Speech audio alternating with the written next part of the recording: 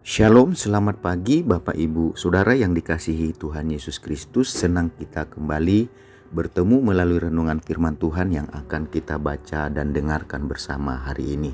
Damai sejahtera dari Tuhan Yesus Kristus senantiasa memelihara hati dan pikiran kita semuanya. Sebelum kita mendengarkan firman Tuhan, mari kita bersatu di dalam doa. Tuhan Yesus yang maha baik, hati kami tidak henti-hentinya dipenuhi dengan rasa syukur dan terima kasih buat nafas kehidupan dan hari yang baru yang Tuhan Yesus karuniakan kepada kami, dan kami akan menjalani sepanjang hari ini. Berkati dan urapi firman-Mu sehingga menerangi kehidupan kami. Dalam nama Tuhan Yesus kami berdoa. Haleluya. Amin. Firman Tuhan yang akan kita baca dengarkan hari ini tertulis dalam Ibrani pasal yang ke-10 ayat yang ke-35. Begini firman Tuhan. Sebab itu janganlah kamu melepaskan kepercayaanmu, karena besar upah yang menantinya. Dari ayat yang kita baca dan dengarkan hari ini, kita akan berbicara tentang memegang teguh kepercayaan kita. Memegang teguh kepercayaan kita berarti memutuskan untuk dengan kuat berpegang pada keyakinan yang dipercaya. Kepercayaan yang tetap dan tidak berubah oleh situasi dan kondisi apapun. Mengapa kita harus memegang teguh kepercayaan kita? Karena iblis akan selalu berusaha untuk melepaskan kepercayaan kita pada Yesus Kristus.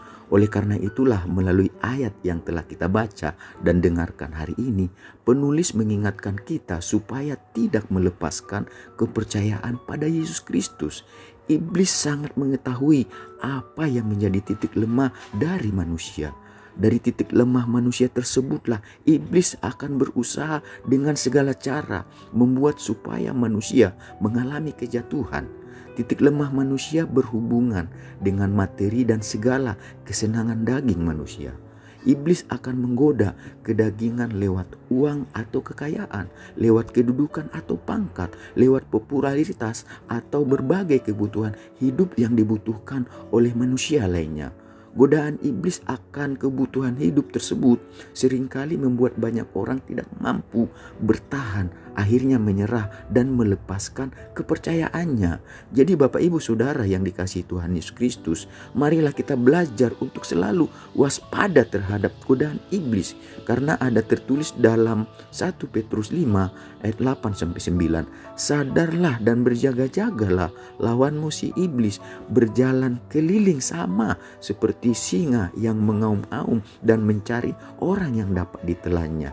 Jadi dikatakan ayat 9, lawanlah dia dengan iman yang teguh, sebab kamu tahu bahwa semua saudaramu di seluruh dunia menanggung penderitaan yang sama. Ayat yang baru saja kita baca menunjukkan bahwa iblis selalu memperhatikan keadaan umat manusia, tentu saja untuk mencari siapa saja yang dapat ditelannya. Setelah ia menemukan siapa yang dapat ditelannya, maka ia akan dengan segera menelannya.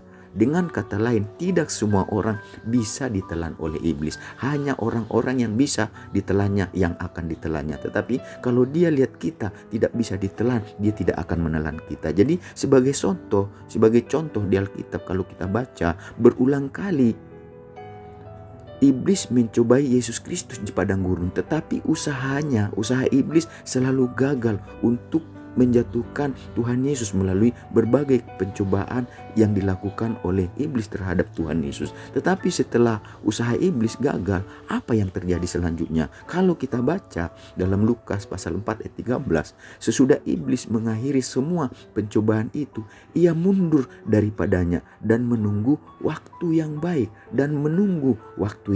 Ini berarti bahwa iblis tidak akan pernah menyerah begitu saja. Ia akan menunggu waktu yang tepat dengan mencari celah sekecil apapun untuk menjatuhkan manusia. Oleh karena itulah firman Tuhan telah mengingatkan kita supaya kita sebagai orang percaya, sebagai orang beriman, harus selalu waspada dan berjaga-jaga terhadap serangan iblis. Iblis tahu sekali bahwa kedatangan Tuhan Yesus sudah semakin dekat, di mana hari penghukuman bagi iblis dan bala tentaranya sudah di depan mata. Karena itulah iblis tidak akan menyia-nyiakan waktu yang ada. Ia akan bekerja keras untuk mencari mangsa sebanyak-banyaknya.